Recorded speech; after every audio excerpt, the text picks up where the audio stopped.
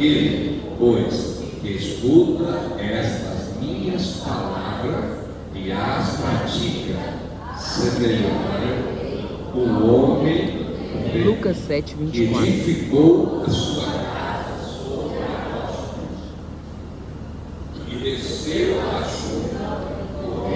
Lucas 7, 25.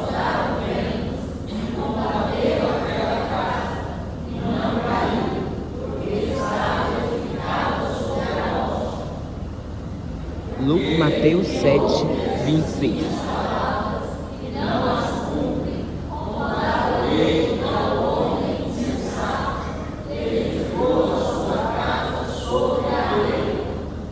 Mateus 7, 27.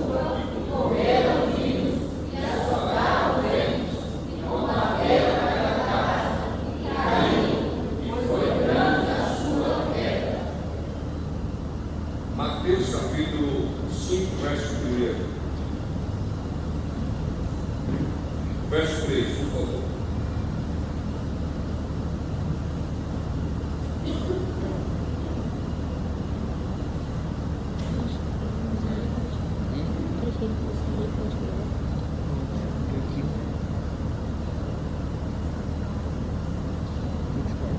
Verso 3.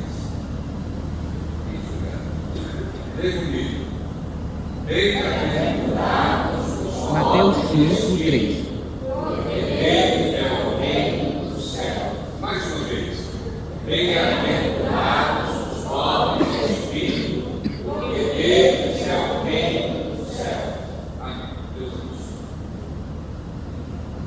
Queridos, repita comigo. A realidade do seu casamento será testada. Mais uma vez. A realidade do seu casamento será testada. Agora, nós não estamos aqui construindo um legado para o fracasso. Ninguém que está aqui no santuário veio com o propósito de construir uma vida que amanhã ela pode se desmoronar. Eu acredito e quero acreditar que todos nós aqui viemos para a casa de Deus para construir uma história consistente e resistente. Hoje, divórcio e câncer parece estar competindo, né? Um certo irmão foi dar uma palestra de casais e ele perguntou assim: queridos, nesse ano nós iniciamos aqui, nós estamos em julho já. Eu quero fazer uma pergunta: quem aqui já foi abençoado por uma bênção maravilhosa de Deus por este ano? Aí levantou a irmã lá e gritou assim: eu, graças a Deus, divorciei. Então, para ela, divorciar foi uma bênção. Hoje, pessoa quando larga, faz uma festa. Então, o contexto, a filosofia, ele trata o casamento como coisas banais. Casamento é coisa temporária. Casamento é uma coisa, se der certo, Deus, se não deu, certo? Esse é o contexto da filosofia nos dias de hoje que se prega. Aí já vem Jesus nos dando um ensinamento ao qual que nos vai fazer ter uma vida bem sucedida em todos os aspectos da nossa área. O ser humano ele é corpo e alma e espírito. O ser humano ele é trigo, né? E ele precisa dessas três áreas ser abençoado. Então, quando eu falo de casamento, de uma casa, eu estou falando do corpo. Ninguém está casando com a alma e ninguém está casando com o espírito. Está casando com o corpo. A gente esquece que a pessoa tem uma alma e ela tem um espírito após o corpo. Então existe uma batalha também entre a alma e o espírito. E a palavra de Deus que é falada para nós nessa noite é: que existem pessoas que ouvem a palavra de Deus, que essa pessoa faz a palavra de Deus a sua base, seu alicerce, e aquele também que entra na mesma igreja, o mesmo sermão, a mesma palavra, sai daqui e constrói uma vida totalmente oposta do que foi ouvida, do que foi ensinado. A pessoa que está construindo a sua vida baseada na sua filosofia, nas suas ideias, no que acha e nas suas experiências. E Jesus vem e traz uma palavra dizendo: eu vou testar a casa de cada um de vocês. Porque aqui, quando está falando de chuva e de vento, está falando de algo que vem de cima. Chuva vem da onde? De cima. Quem pode mandar chuva? Só Deus. É Ele que tem o poder de mandar chuva. Então Deus olha para cada um de nós e fala o seguinte: eu preciso testar aquele obreiro, eu preciso testar esse irmão, eu preciso testar aquela irmã, para ver o quê? Para ver se realmente a minha palavra está na vida dela. No vídeo que nós vimos aqui, o pregador estava pregando sobre o quê? Sobre paciência. E Deus provou ele aonde? Sobre paciência. E ele tinha paciência. Então aquele adversário que estava ali do lado, importunando ele, era Deus usando aquele outro bonequinho, perturbando ele, para mostrar para ele se ele tinha paciência ou não. O vento estava batendo na casa dele, só que ele não passou do teste. Ele perdeu a paciência. Então a fala nossa, ela é fácil. Agora, dessa fala nós temos que fazer uma vivência, o nosso processo. Então Deus olha de cima e diz o seguinte: já que ninguém confronta o fulano, o Bertano, ou a igreja, o casamento, eu vou permitir uma chuva sobre essa casa, para mostrar para essa casa que ela não está edificada em mim, ela não está fortalecida em mim. Então, quando você olha essas duas casas, quando você não viu a base que foi construída, as duas casas são idênticas. A diferença dessa casa não é o levantar dessa casa, a estética dela por fora, é o fundamento que ninguém vê. Casamento, vida de pessoa, é uma coisa que você não vê. O que você vê é a casa, o que você vê é a carcaça. Você não vê o que é por dentro de cada um da pessoa. Então dentro dessa pessoa existe o quê? Um espírito e uma alma, que ela está infundada. Então quando Jesus está dizendo casa, ele está referindo simplesmente a casa, ele está referindo ali o fundamento, a estrutura dessa casa. Então quando Jesus está dizendo aqui, aquele que ouve a minha palavra e as pratica, é o homem que está edificando a sua casa onde? Na rocha. E aquele que ouve e não pratica, aqui Jesus está dizendo que são dois crentes, são o mesmo crente que está na mesma igreja, estão ouvindo a mesma palavra, estão servindo ao mesmo Deus, estão ouvindo o mesmo sermão. Ele não está falando aqui do limpo, não, ele está falando de crente para crente, ele está falando de servo para servo de Deus. Jesus senta no monte e começa a ensinar os seus discípulos. Então ele está falando para a incrédulos, está falando para os seus discípulos, para o seu povo. Então Jesus reconhecia que naquele momento havia pessoa que estava ouvindo e dizendo: eu vou sair daqui e vou praticar. Você vai entender que Jesus várias vezes testava os seus discípulos para ver qual seria a reação deles diante da diversidade. Na multiplicação dos pães, quando Jesus chega para os discípulos, Jesus fala assim: olha, vamos dar de comer esse povo. Jesus falou isso só para ele experimentar. Ele já sabia o que ia fazer. Agora ele queria que os discípulos reagissem conforme já tinha sido ensinado. Não era para eles ficar preocupados, corre daqui, corre para lá, corre daqui, preocupado. Eles queriam que ele tomasse uma atitude que Jesus já tinha ensinado.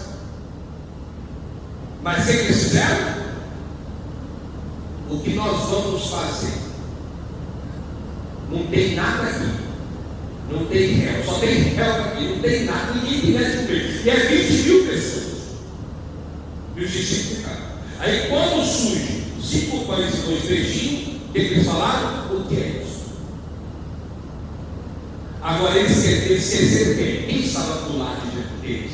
Jesus. Era o próprio Deus. E quantas vezes eu e você esquecemos de quem está do nosso lado? Quem nós estamos servindo? Quem nós estamos caminhando? E nós ficamos desesperados. Como Jesus, com o pouco, vira muito, e muito sem Jesus. Vira nada. Por que muitas pessoas desesperam com o pouco, com Jesus? Porque a sua vida não está fundada na palavra de Deus. Porque hoje na internet todo mundo virou pastor, todo mundo virou pregador, todo mundo virou especialista na Bíblia. Aí eu vejo irmão mandando vídeo do culto no meio do grupo da igreja. Gente, você não sabe nem igreja que congrega, você é pastor e fica lá batendo com outras coisas da igreja. Primeiro, irmão, você descobre se aquele vídeo você conhece aonde ele congrega, você conhece a mensagem que ele está defendendo. Cuidado. Não pega só a casca que a pessoa está jogando, não. Isso para Deus não envolve, não. Esse povo fala com os lábios, o coração está longe. Vamos tomar cuidado com isso. Tomar cuidado com isso. Ouve o vídeo direitinho, percebe o vídeo direitinho, ouve direitinho, pede uma pesquisa daquele homem, da onde ele aonde ele foi formado, o que ele pensa, qual a teologia que ele defende. Cuidado, querido. Cuidado com isso. Nós somos a águia. A águia voa mais alto. A águia alimenta mais alto. A águia não come no terreno de galinha. Viu? Você não aceita qualquer tipo de alimento. Nós somos comparados à águia, crente e exigente na palavra. Se você pegar a igreja de Atos, você vai observar que eles examinavam as escrituras para saber quem falava e estava falando a palavra. Paulo vai dizer: pregue a palavra, porque tem muitas pessoas que pregam o que pensam, o que acham, o que está na cabeça. Ele só usa a palavra, mas o que ele fala é o que ele pensa.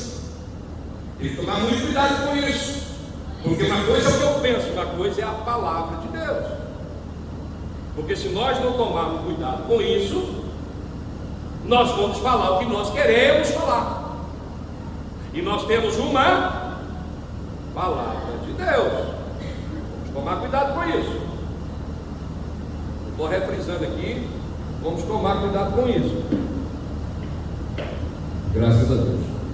Então, voltando aqui para o texto, vamos entender.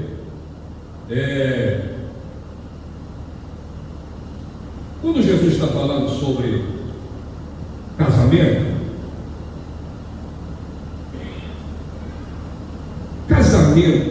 será que existe a pessoa certa? Sim ou não? Quem acredita que existe a pessoa certa para o cônjuge? Levanta a mão, deixa eu ver. Tem um ali, tem um aqui. Existe a pessoa certa. Eu preciso achar meu pai. Não existe, né? Não existe. Como é que você vai encontrar com mais de 6 bilhões de pessoas? Eu vou achar meu pai, cadê? Pai perfeito? Não tem. Não tem. Tem muita gente que quando pensa que vai casar, ele pensa que vai vencer a luta dele só com oração e jejum. É muito mais do que isso, irmão. Você vai precisar muito mais do que isso também. Pastor, oração adianta, eu não estou falando que oração adianta. Você vai precisar muito mais do que oração. Você vai precisar de engolir sapo. Você vai poder coordenar a língua. Certo? Você vai precisar de muito comportamento para você manter seu relacionamento e não ter discussão dentro de casa. Por quê? Porque é duas pessoas que pensam diferente. Quando a Bíblia está dizendo assim, deixa o homem, seu pai e a sua mãe, e vai seguir a sua mulher. Primeiro, no mínimo eu vou dizer que 3 coisas para você crescer no casamento, você precisa deixar de depender financeiramente do seu pai e da sua mãe. Porta e Bíblia. Pastor, mas em casa, beleza.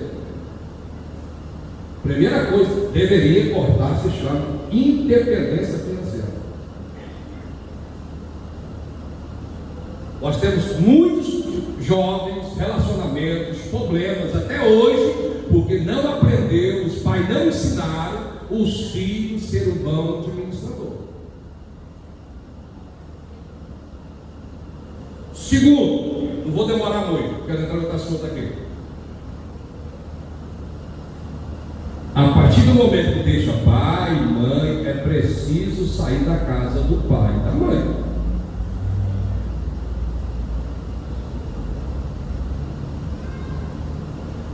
É preciso sair de dentro da casa. Pastor, mas eu moro. Beleza, tudo bem, eu estou falando. É preciso. É preciso. Ah, mas eu não tenho lugar de morar. Então espera vocês arrumar a vida para vocês depois se unirem.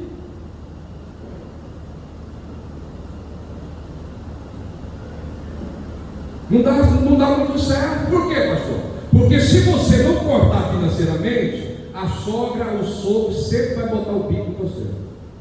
Por quê? Porque quem ajuda vai querer manipular.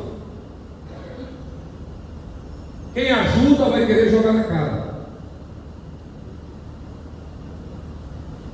Ah, se não fosse eu não tinha nem casa para morar. Ah, se não fosse eu nem sei o que era a vida desse menino. Olha aí que está errado, a estrutura está errada. Então, quando você está dentro da casa, você acaba também tendo dificuldade com a sogra, casamento tem crise, e no momento você vai ver assim, minha filha, se eu fosse largar esse homem, não é fácil viver com ele. Você começa agora dentro de uma casa, expor os seus problemas. E outra coisa, quando você casa, você tem que esquecer os hábitos dos seus pais. Você agora está num espaço diferente. E você está convivendo com uma mulher também diferente. Vocês agora vão crescer junto entre vocês dois. Espaço onde vocês vão aprender a crescer. Primeiro, eu vi um testemunho de um irmão que foi casar, e a pessoa falou assim: eu não caso com um camarada que ronca. E ele falou assim: mas eu nunca ronquei. Quer dizer, eu nunca ronquei porque ninguém nunca dormiu com ele, era solteiro. Como é que ele vai descobrir que ele ronca? E ele falou: não, eu nunca ronquei. Mas quando casou na lua de mel, o que ele fez?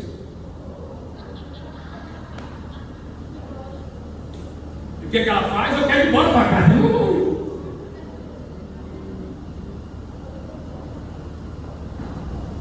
Tem gente que larga do cônjuge porque o outro ronca. Tem gente que dorme numa cama separada porque o outro tem problema de ronco. Não sei se você conhece, tem muita gente que faz isso. Olha aí para você ver como é que é vida de casal. Outra coisa, tem muito casal, um gosta de dormir no escuro, o outro não gosta de dormir na luz. No claro. Olha aí como é que entra aí duas pessoas diferentes. Duas pessoas diferentes.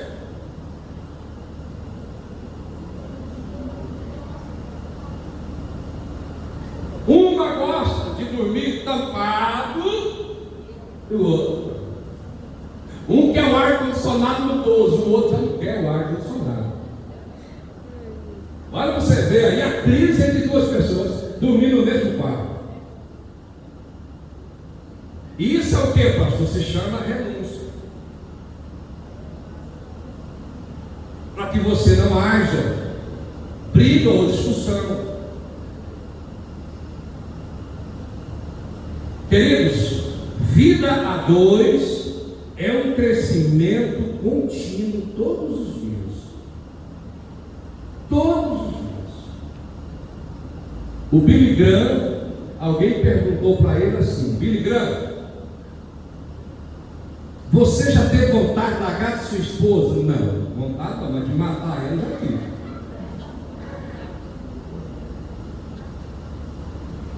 Então por quê? Porque casamento é uma vida a dois que precisa se entrega todos os dias. Muitas das vezes não é só amor, não, é você olhar assim e dizer: não, eu tenho misericórdia dessa pessoa. Eu fiz uma pergunta no bate-papo essa semana de casais onde nós fomos. Eu perguntei assim, falei: irmão, eu vou chamar aqui, vou chamar essa pessoa aqui, vê? Vou chamar aqui. Vou chamar aqui o Elcio, o Nielcio, vem cá. Isso, vem aqui à frente. Francisco, vem aqui à frente. Mas fica aí, a sua esposa está lá, pode voltar, deixa eu pegar a outra, sua esposa está comendo. Você escapou, menino, você escapou. Vem cá, irmã Vanessa, por favor, vem cá, deixa eu fazer um teste com você, entendeu? Vanessa,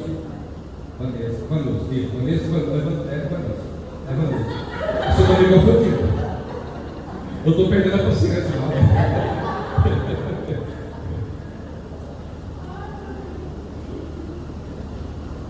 Deixa eu ver quem que vai ser o outro aqui. O Cristóvão vai estar preso, vem cá.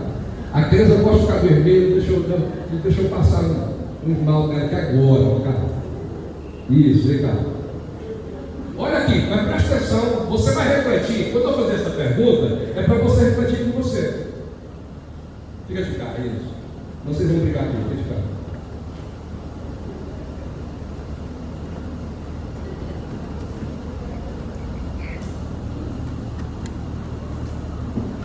Eu fiz a pergunta lá assim.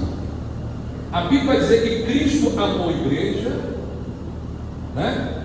E assim como Cristo amou a igreja, se entregou por ela, marido, amai a vossa mulher também, como Cristo amou a igreja, e assim mesmo se entregou por ela e morreu por ela.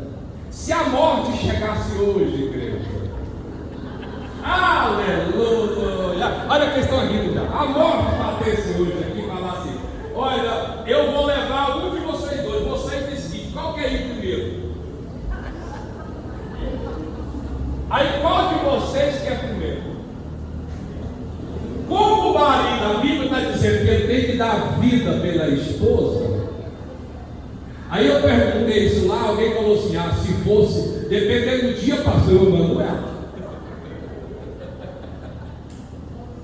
Eu mando ela. E aí vocês dois hoje? perante a igreja, eu estou testemunha, misericórdia.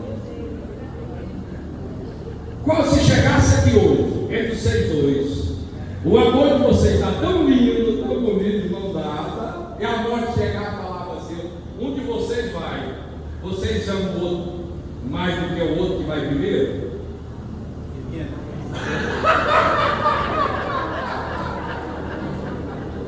Se vier aquele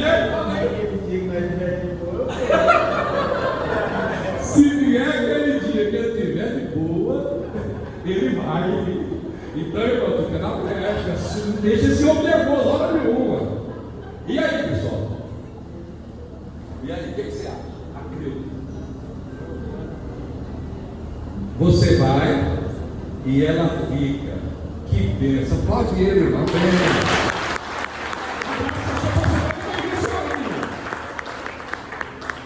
Obrigado a vocês dois. É só uma reflexão, tá bom? Obrigado. Deus abençoe pela participação. Obrigado. Mas é isso. Aí eu pergunto aos irmãos, na verdade, se a morte batesse na verdade, a gente fala assim, melhor eu do que hã? Essa é a verdade, melhor eu do que eu. Hã? Essa é a verdade. Agora, a gente tem que entender, irmãos, é o nível espiritual que a gente está. Se você estiver mergulhado em Cristo, numa profundidade em Cristo, você é capaz de dizer o seguinte: Senhor, leva eu e deixa eu.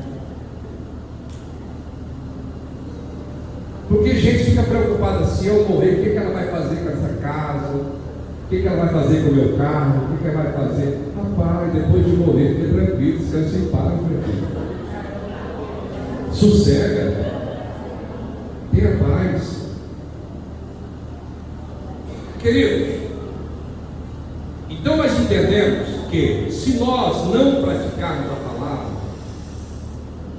nós estamos nos identificando qualquer pessoa que entra numa seita, se nós não praticarmos a palavra. A Bíblia vai dizer que Jesus chegou num casamento em Canaã, na Galileia, e a mãe de Jesus falou assim para o céu: faz tudo que ele, vamos falar comigo depois, faz tudo que ele, vamos fazer alguma coisa, vamos fazer alguma coisa, vamos fazer alguma coisa que eu acho que é certa, não é? Ou é a palavra ou não é a palavra. Se a palavra está mandando você crer, você tem que crer. Se a palavra está dizendo que você não deve divorciar, você não deve divorciar. Se a palavra está dizendo para você ser dizimista, tem que ser dizimista. Se a palavra diz para você que você deve amar a sua esposa e a esposa deve sujeitar o seu marido, ela deve fazer isso. Agora preste atenção: a mulher, ela também sujeita o homem quando sujeita também. O casamento não existe nem maior do que o outro, ou grande mais do que o outro. Ninguém manda mais. Quem manda é o amor, que manda respeito, que manda reverência. Muitas vezes a pessoa fala que é o cabeça, não é o cabeça, é o martelo. Já apareceu uns pastores na internet chamando marretão, né? Já viu? Foi marretão, não é martelo, mas não é marretão mesmo. Então tome cuidado, a Bíblia está dizendo para você fazer tudo que ele mandar. Se você não está fazendo o seu casamento, tudo que Jesus está mandando você fazer, a tempestade vai chegar, o teste vai chegar. E se a casa cair, diga comigo, tomara que caia. Fala comigo para falar, tomara que caia. Por que tem que cair? Porque se estiver construído errado, tem que cair. Porque ela foi construída o quê? Errado. Porque a casa que está na areia, que ela vai acontecer? Vai cair. E se ela cair, é uma oportunidade dela começar um alicerce novo, diferente. A partir de hoje, eu vou ter um alicerce fundamental. Porque a minha casa, ela caiu porque não estava fundamentada nas coisas de Deus.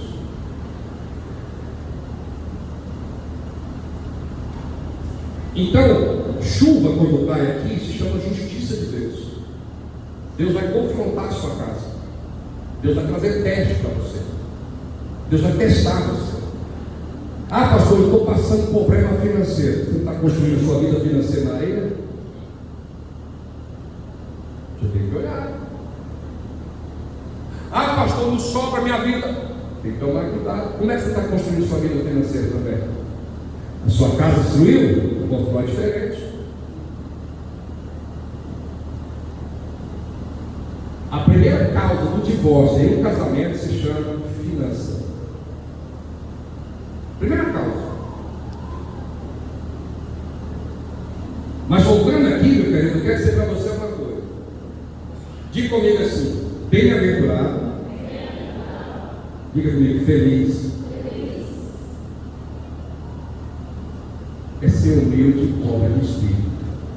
Agora você entende como é que a lógica de Deus não bate com a lógica do mundo.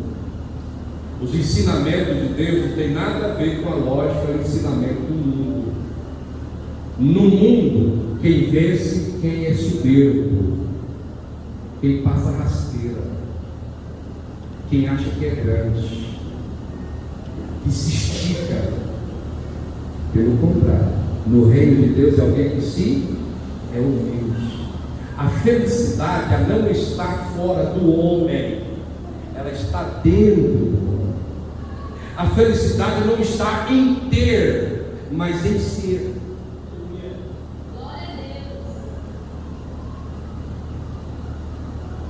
Um homem milionário perdeu o sentido da vida e deu um tiro na sua cabeça. E passa o mendigo cantando, catando latinha e cantando feliz. Então felicidade não é ter, é ser. E Jesus está ensinando para nós que a felicidade não está fora de nós, está dentro de nós. Porque uma pessoa que é humilde, esse é o primeiro alicerce que um casamento, um casal precisa construir. Porque se um começa a falar e o outro começa a gritar, o outro começa a pôr autoridade, aonde vai parar esse casamento? Mas se um começar a falar, o outro é humilde, o que vai acontecer? Cessou. A briga acabou. A discussão acabou. Por que acabou? Porque alguém é humilde. Alguém não briga, alguém não quer briga. Se depender dessa pessoa, não briga. Se depender dessa pessoa, não vai soltar alguma palavra de maldição. Por que, pastor? Porque ela é humilde. A humildade é o segredo de nós ter uma vida e um lar bem-sucedido. Humilde não é aquele que quer aparecer. Humilde é aquele que quer se encolher. E nós vivemos uma sociedade hoje que todo mundo quer o quê? Aparecer.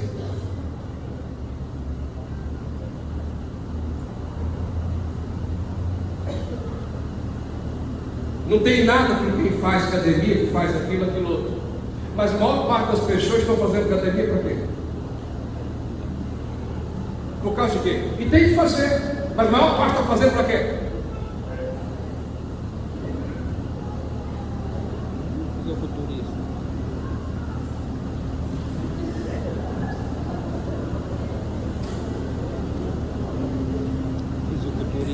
A boniteza não está exposta. A verdadeira boniteza está no interior.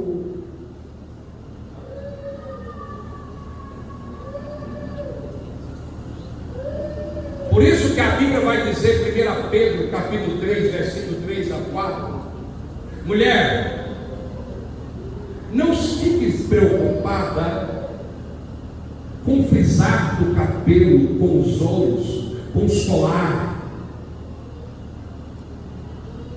Pelo contrário, não fica preocupado com as vestimentas de luxo, mas pelo contrário, pela beleza interior de um espírito tranquilo. A verdadeira beleza de alguém não está exposta. A beleza de alguém está dentro dela.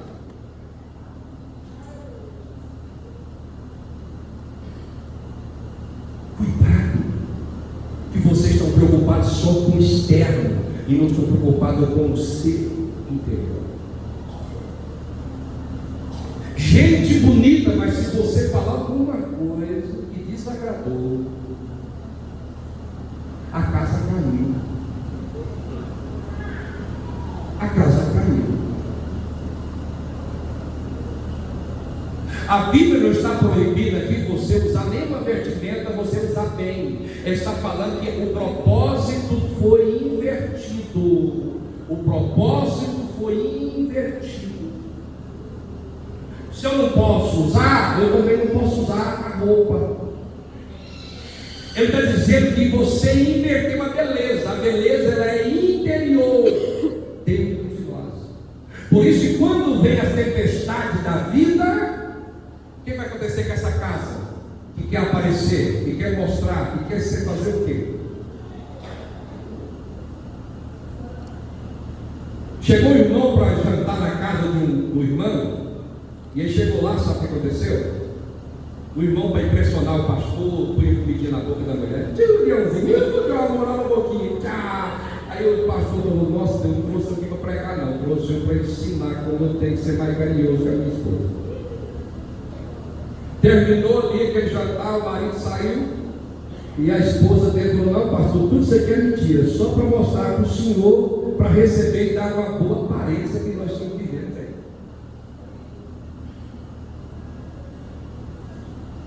Aí eu digo a você, se a tempestade bater nesse casamento, tem estrutura? Não.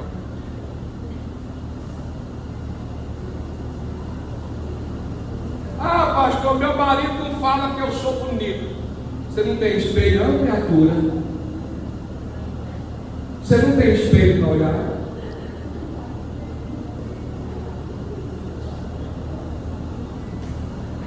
Porque se você depende de um elogio para se sentir bem, você vai receber isso lá fora direto. Porque no ambiente do seu trabalho tem muita gente que vai mexer com você. Você precisa entender que você tem um espelho em casa. Você não precisa disso. Você não precisa desses motivos para se motivar, não. Você tem que ser aquela pessoa que eu vou fazer uma comida para mim hoje bem especial. Porque para mim, primeiro, eu preciso amar eu primeiro, eu não preciso amar o outro, eu tenho que amar o primeiro, depois amar o outro. Porque a pessoa que ela ama a si mesma é uma pessoa bem resolvida, meu querido.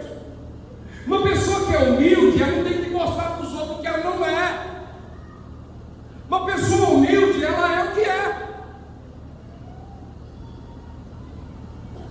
Ela não precisa vestir uma máscara para ser aceita. Você me aceita do jeito que eu sou. E muitas vezes a gente, com mensagem, com autoestima, querendo colocar a máscara nos outros para ser isso. Porque eu sei que tem marido aqui que não é que é marido chamegoso, que todo dia beijinho para lá, abraço para cá, e não é disso. Ah, meu marido não presta. Ah, não presta por quê? Ele levanta cedo. Você paga a água, paga a luz, faz isso, faz aquilo outro. Você está comendo aonde, filho?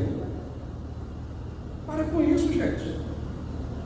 Isso vai depender do lar que essa pessoa nasceu.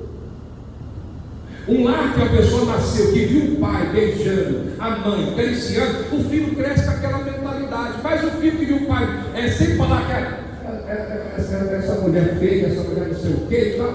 Não tem forma. Tem muita gente que é o sistema dele, não é questão que não dá beijinho, que não fala nada, que não ama.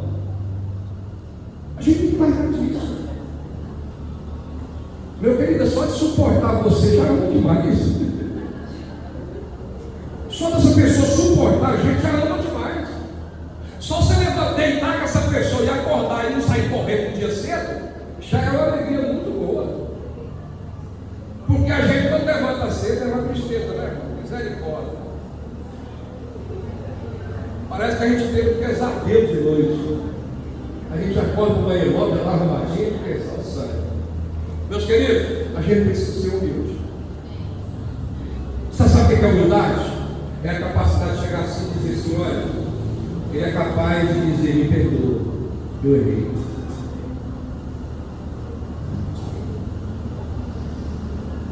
Tem muitos casamentos acabando porque a pessoa não é capaz de chegar e dizer: eu errei, me perdoa.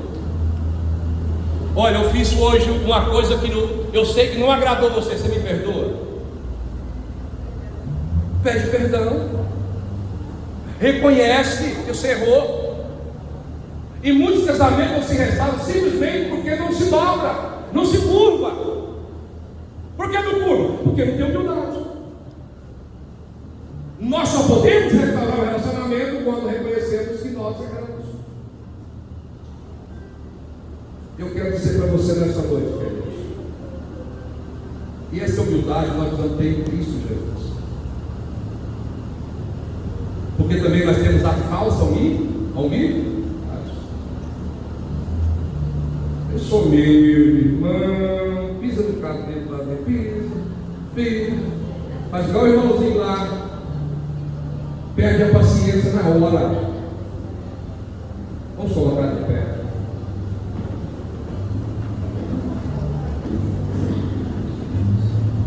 Você quer ser feliz? O que eu preciso para ser feliz, pastor? Sou humilde, né? Ser humilde. Ser humilde. A humildade te faz ser você feliz. A humildade faz fazer você não querer o que você não tem, que você não pode ter. Você precisa buscar humildade. Amém?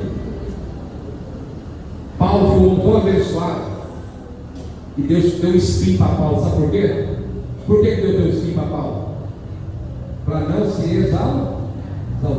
Por que o demônio virou demônio? Por causa da soberba. Então a soberba procede o que? A queda, a ruína.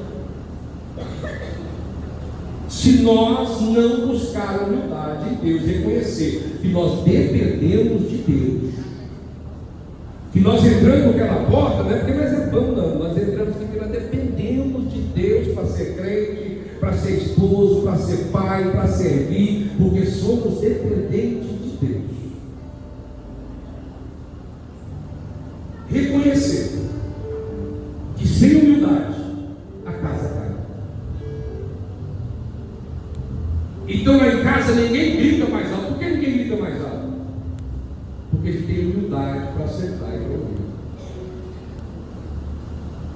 Porque não resolve com fé a fé. Que o Senhor possa continuar abençoando a minha e a sua vida. Vamos fundar a nossa vida na palavra de Deus. Não vamos sair daqui sem praticar a palavra. Fundamentar a nossa vida dentro da palavra de Deus. Porque a chuva, a tempestade vai, né? Não adianta, não tem oração, não tem muro de proteção. Os rios, tipo o Mibi, fala de pessoas que vai dar contra essa casa. É uma pessoa que está perturbando você, é uma pessoa que está perseguindo você, e você está sendo capaz de orar por essa pessoa. Orai por aqueles que vos seguem. Você tem conseguido orar por essa pessoa? Ou você quer brigar? Ou você está a ponto de briga? Ou você está a ponto de chutar essa pessoa? Onde está a sua casa fundada? Deus está mostrando para mim e para você aonde está o nosso alicerce. Eu vou levar na justiça. É isso? É isso que é o seu fundamento? Não. Você não pode fazer isso. Orar por aqueles que querem perseguir você. Essa semana aqui, tem um mês, na padaria aqui do lado, na esquina aqui, lá perto do bombeiro. Cheguei lá para comprar um pão. O irmão lá falou assim: pastor, eu vou semear esse pão na vida do senhor hoje. Falei: primeiro dia que eu comprei pouco pão, ele semeou. Se eu soubesse de comprar mais. brincadeira, irmãos. E passou um mês. Essa semana eu cheguei lá. Falou, pastor, chega mais aqui, cheio de gente lá na padaria. Deixa eu testemunhar para o senhor. Lembra aquele dia que eu semeei o pão na vida do senhor? Eu lembro. O pastor, no outro dia, chegou um homem aqui que me devia mais de um ano. E eu não cobrei dele, ele veio aqui e pagou a dívida. Glória a Deus. Aleluia. É semeando que a gente vai. A pessoa nem na igreja é. Ele virou, pastor, eu semeei numa boa terra. Um pão. Coisa simples. Ele ficou de boca caída, pastor. Um ano. Eu não cobrei. O eleitor que ele vendeu, o pastor do Vale. Vendeu um porco. E a pessoa não tinha pagado ele. Chegou lá no outro dia e pagou. Sabe o que é isso, irmão? Quando você vive na palavra, a palavra tem resposta. Diga comigo, quando você vive na palavra, você tem milagre de Deus. Agora, para resumir, você está em pé, eu pedi para Deus falar para você uma coisa. Você não pode ir embora sem ouvir isso. Diga comigo assim: você quer só a presença de Deus ou você quer os milagres de Deus? Repita comigo. Você quer só a presença de Deus? E você quer o milagre de Deus? Escute. Jesus está no barco de Pedro, sim ou não? A presença de Jesus está no barco, sim ou não? Pedro poderia ficar só com a presença de Jesus e não alcançar o milagre, porque milagre a gente alcança com o princípio da palavra de Deus. Jesus disse: Pedro, lança a rede. E Pedro falou o quê? Não, senhor, pensei a noite inteira, não dá certo, mas sobre a tua palavra eu vou lançar a rede. E o milagre aconteceu. Tem muitos crentes que vêm da igreja, glória a Deus, glorifica a Deus, mas não tem milagre de Deus porque não pratica a palavra. Vira para o teu irmão assim: para de perder tempo, vamos praticar a palavra. Não vamos ter só a presença de Deus, não. Vamos ter milagres de Deus. Deus quer entrar na sua vida conjugal, Deus quer entrar na sua vida financeira, mas pratica a palavra, porque Deus zela para cumprir a sua palavra. Feche o olho e fale com Deus. O grupo vai louvar o Senhor.